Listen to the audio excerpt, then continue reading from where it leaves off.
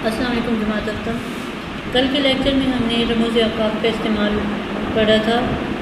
آپ یقیناً آپ نے یاد کیا ہوگا، 4 اس کے اقسام کے بارے میں ہم نے پڑھا تھا: ختمہ، سوالیہ نشان، وقفہ اور تفصیلیہ۔ اس کے علاوہ 4 اور رموز اوقاف ہیں جن کے بارے میں آج ہم پڑھیں گے۔ 5ویں نمبر پہ ہے کوسین، جس کو ہم انگلش میں بریکٹ بھی کہتے ہیں۔ یہ جملے کے ارد گرد لگائی جاتی ہیں۔ کوسین یا خطوط وحدانی میں عبارت کے ایسے حصے لکھے جاتے ہیں جن میں کسی بات کی وضاحت کی گئی ہوتی ہے۔ یہ علامت عموماً مکالموں میں استعمال ہوتی ہے۔ اس کی مثال آپ دیکھیں، اقبال صاحب بریکٹ یہ کوسین لگا دی گئی ہے اس کے، جو میرے ہم جماعت تھے، یعنی ان کی وضاحت کے لیے کہ کون سے اقبال صاحب، یہ کوسین میں عبارت دی گئی ہے۔ آج کل وکالت کرتے ہیں۔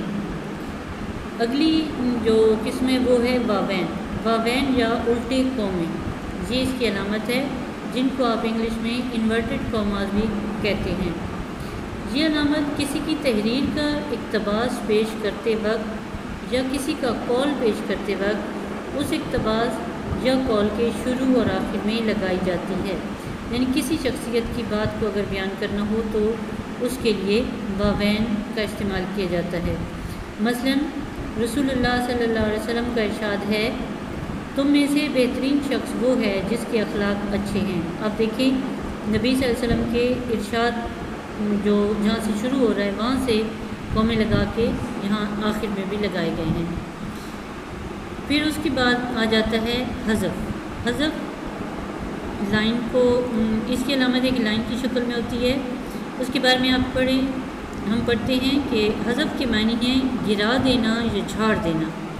اگر کسی عبارت، جملے یا شعر کا آخری حصہ چھوڑنے کی ضرورت پڑے تو اس کی جگہ چند نقطے لگا دیے جاتے ہیں تاکہ پڑھنے والا سمجھ لے کہ اس جگہ کچھ حصہ چھوڑا گیا ہے، یعنی آدھی یا ادھوری بات لکھ کے اگلی جگہ چھوڑ دی جاتی ہے۔ مثلا عمل سے زندگی بنتی ہے، پھر آگے یہ لائن لگا دی گئی ہے۔ آپ دیکھیں، آپ کو پتہ ہوگا یہ علامہ اقبال کے شعر کا ایک مصرع ہے، عمل سے زندگی بنتی ہے، جنت بھی جہنم بھی، تو یہ آدھا حصہ یہاں پہ نہیں لکھا گیا۔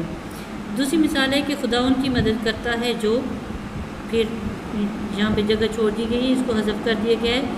آپ کو پتہ ہوگا یہ ایک اسٹیٹمنٹ ہے جس کا جو مکمل یوں ہے کہ خدا ان کی مدد کرتا ہے جو اپنی مدد آپ کرتے ہیں۔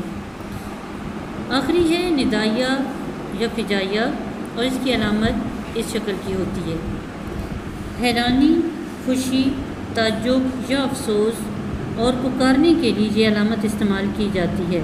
یعنی پکارنے اور کسی بھی چیز کے اظہار کے لیے یہ علامت لگائی جاتی ہے۔ مثلا خدایا، اب اللہ تعالیٰ کو پکارتے ہوئے کہا جا رہا ہے تو آگے یہ علامت لگائی ہے: خدایا مجھے نیکی کی توفیق عطا کر۔